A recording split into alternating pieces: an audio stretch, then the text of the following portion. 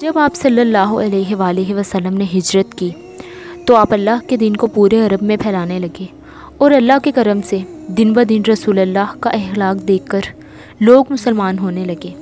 لیکن عرب میں کچھ علاقے ایسے بھی تھے جہاں مسلمانوں پر ظلم ابھی تک قائم تھا، اور ان علاقوں میں سے خیبر ایک ایسا قلعہ تھا جس پر مشرک کفار فخر کیا کرتے تھے۔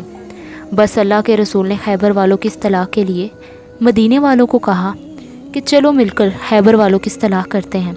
اس وقت لوگ یہ سمجھتے تھے کہ ہمیشہ رسول اللہ ہر جگہ علی کو بھیجتے ہیں، اگر ہمیں موقع ملے تو ہم بھی اپنی بہادری دکھائیں، ہم بھی اپنی طاقت سے دنیا کو حیران کر دیں گے۔ تبھی اللہ کے رسول نے فرمایا کہ اللہ کی مرضی ہے کہ خیبر کی طرف علی کے بغیر جایا جائے۔ لوگ حیران ہونے لگے کہ خیبر کا اتنا بڑا قلعہ اور وہاں مرہب جو ہزاروں لوگوں سے لڑتا ہے، جس کی بہادری کے قصے پورے حجاز میں عام ہیں، وہاں علی کے بغیر کیسے جائیں؟ اللہ کے رسول نے فرمایا ہر وہ شخص جو اپنے آپ کو بہادر سمجھتا ہے وہ آئے اور یہ سوچ لے کہ کسی کو مال غنیمت نہیں ملے گا۔ بس اللہ کے رسول نے 1565 اصحاب کے ہمراہ خیبر کی طرف روانہ ہوئے، جن میں سے 200 سوار اور باقی سب پیدل تھے۔ خیبر مدینے سے 171 کلومیٹر دور شمال میں واقع ہے۔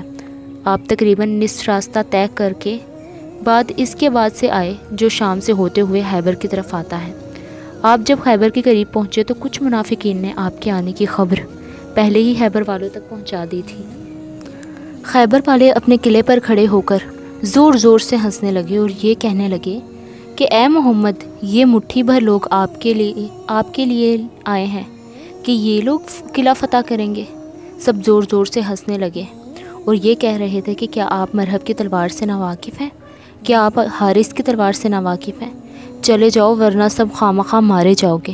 اللہ کے رسول نے نظروں کو اٹھایا اور فرمانے لگے اے اپنی جھوٹی طاقت پر غرور کرنے والے، سن لے کہ ہم یہ تیرا قلعہ 40 دن میں فتح کریں گے۔ بس وہاں وہ مشرک ہنستے رہے اور یہاں یہ مسلمان ڈرتے رہے کہ اتنے ہزار لوگوں سے جن کے پاس ہزاروں نیزے، تلوار اور بھالے ہیں، جبکہ ہمارے پاس تو سوائے ان تھوڑی تلواروں کے کچھ بھی نہیں۔ لیکن پھر بھی رسول اللہ کی زبان پر یقین رکھتے ہوئے وہ خیبر سے تھوڑا ہی دور قیام لگا کر رہنے لگے۔ خیبر والوں نے کہا کہ دیر کس بات کی، چلو ان مٹھی بھر لوگوں کو مار دیتے ہیں۔ مرہب نے کہا ٹھہرو، ان کا نبی کہتا ہے کہ 40 دن میں یہ ہمارا قلعہ فتح کرے گا، دیکھتے ہیں کہ 40 دن میں کیا ہوتا ہے۔ جب 40 دن بعد یہ قلعہ فتح نہیں ہوگا تو ہم کہیں گے کہ ان کا نبی بھی جھوٹا اور ان کا دین بھی جھوٹا۔ بس روز مختلف اصحاب علم اٹھا کر جاتے اور جیسے ہی قلعے کے پاس جاتے تو ان کے لوگ کہنے لگ جاتے کہ ٹھہرو مرہب آتا ہے، تو وہ ڈر سے بھاگ جاتے اور وہ مشرک مسلمانوں پر ہنستے رہتے، یہاں تک کہ 39 دن گزر گئے اور مسلمانوں کے پاس جو جو چیزیں کھانے کی تھیں وہ سب ختم ہونے لگی۔ مسلمان بھوک سے تڑپنے لگے اور بار بار اللہ کے رسول سے کہنے لگے کہ یا رسول اللہ، یہ قلعہ فتح کرنا ناممکن ہے کیونکہ ان کے پاس مرہب ہے جس سے کوئی نہیں جیت سکتا۔ اللہ کے رسول نے فرمایا کل 40واں دن ہے اور کل میں علم اس کو دوں گا جو کرار ہوگا، غیر فرار ہوگا، اور اس کے ہاتھوں میں اللہ کی طاقت ہوگی اور وہ یہ قلعہ فتح کرے گا اور مرہب کو 2 ٹکڑوں میں تقسیم کر دے گا۔ رات ہوئی اور اللہ کے رسول مصلی عبادت پر اللہ کے ذکر کر رہے تھے اور اپنے رب سے مدد مانگ رہے تھے کہ اتنی دیر ہوئی کہ جبرائیل امین نازل ہوا اور فرمانے لگے کہ اے اللہ کے محبوب، اللہ کا حکم ہے کہ پکارو علی کو کہ جس سے عجائبات ظاہر ہوتے ہیں، تم ان کو ہر مصیبت میں اپنا مددگار پاؤ گے، تمام دکھ اور پریشانیاں دور ہو جائیں گی علی کی مدد سے، علی کی مدد سے۔ بس اللہ کے رسول نماز فجر کے بعد اصحاب سے کہنے لگے کہ علی کہاں ہے؟ اصحاب نے کہا یا رسول اللہ، ان کی آنکھوں میں درد ہے اور وہ مدینے میں ہے۔ اللہ کے رسول نے کہا مجھے اللہ کی طرف سے یہ خبر ملی ہے کہ عنقریب علی ہمارے ساتھ ہوں گے۔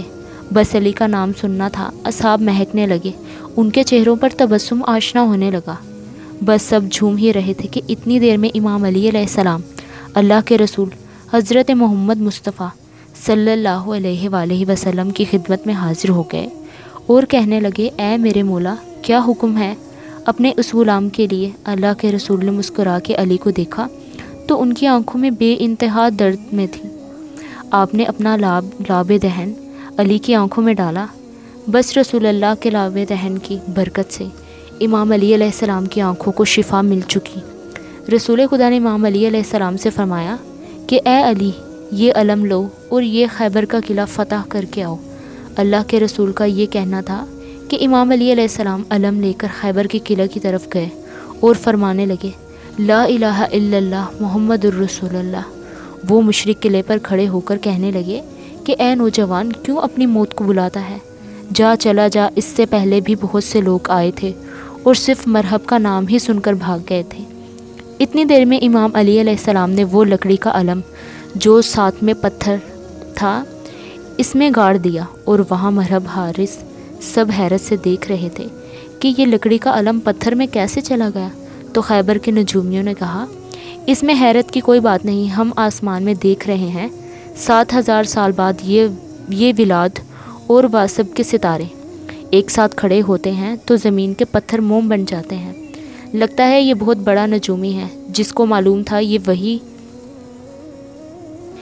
وہی لمحہ ہے، تبھی اس نے ایسا کیا۔ ابھی یہ بات چل ہی رہی تھی کہ امام علی علیہ السلام نے اس علم کو دوبارہ اٹھایا، پھر پتھر میں گاڑا، پھر اٹھایا، پھر پتھر میں گاڑا۔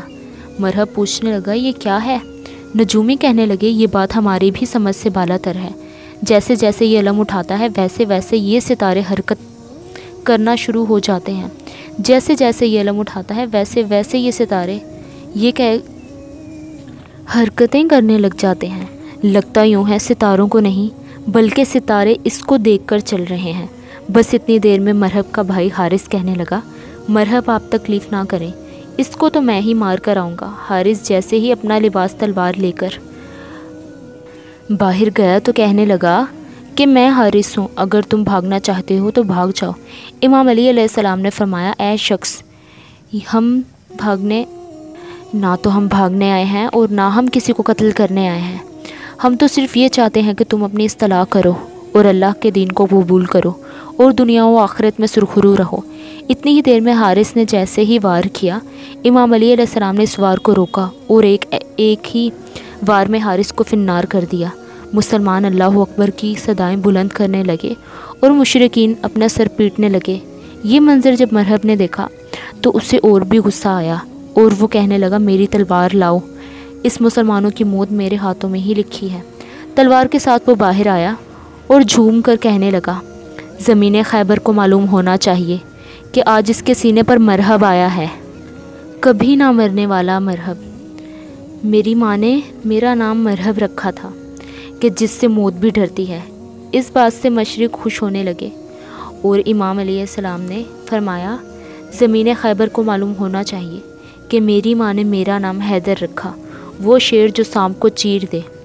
یہ سن کے مرحب سوچنے لگا کہ میری ماں قلعے کی سب سے بڑی نجومی تھی، اس نے مجھے کہا تھا کہ تجھے جو انسان مارے گا اس کا نام حیدر ہوگا، سب سے لڑنا، لیکن جس کا نام حیدر ہو اس سے نہ لڑنا۔ وہ یہ سوچ ہی رہا تھا کہ قلعے سے آوازیں آنے لگی کہ مرحب اسے مار دو، مرحب اسے مار دو۔ مرحب نے اپنی تلوار کو نیام سے باہر نکالا اور امام علی علیہ السلام نے فرمایا، ہم یہاں لڑنے نہیں بلکہ تمہاری اصلاح کرنے کے لیے آئے ہیں۔ مرحب نے کہا، ڈرتے ہو؟ اگر مرد ہو تو لڑو۔ یہ کہہ کر وار کرنا شروع کر دیا۔ پہلا وار کیا، امام علی علیہ السلام نے روک دیا۔ دوسرا وار کیا، امام علی علیہ السلام نے وہ بھی روک دیا۔ تیسرا وار کیا، امام نے روک کر پلٹ کر جیسے ہی وار کیا تو وہ وار مرحب کے سر سے لے کر پاؤں تک آ رکا۔ سارے مشرک دیکھ رہے تھے کہ وار لگا یا نہیں۔ اتنی دیر میں مرحب کا سیدھا حصہ سیدھی طرف چلا گیا اور الٹا حصہ الٹی طرف جا گرا۔ بس مسلمان اللہ اکبر کی صدائیں بلند کرنے لگے اور مشرک رونے لگے، اپنے سروں کو پیٹنے لگے۔ اتنی دیر میں جیسے ہی خیبر کے قلعے کے دروازے کو بلند کرنا چاہا، وہ دروازہ جو 40 اونٹ 40 ہاتھی بند کرتے تھے، امام علی علیہ السلام نے اس دروازے کے قریب گئے اور اپنے ہاتھ سے اس دروازے کو پکڑا اور اس کا آدھا حصہ فضا میں پھینک دیا اور آدھا حصہ اپنے ہاتھوں سے پکڑے ہوئے تھے، اور تمام مسلمانوں سے فرمانے لگے کہ جاؤ قلعے کے اندر داخل ہو جاؤ۔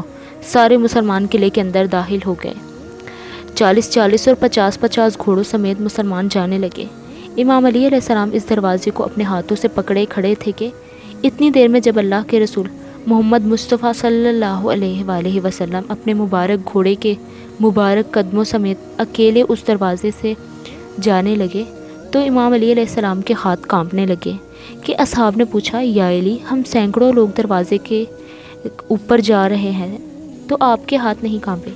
ایک اللہ کا رسول جب دروازے کے اوپر سے گیا تو آپ کے ہاتھ کیوں کانپنا شروع ہو گئے؟ تو امام علی علیہ السلام نے فرمایا، کیونکہ امامت کے وزن سے نبوت کا وزن بھاری ہے۔ اور اس طرح جنگ خیبر بھی مسلمانوں نے فتح کر لی، اور اس جنگ کے فتح کا صحرا بھی علی ابن ابی طالب علیہ السلام کے سر آیا۔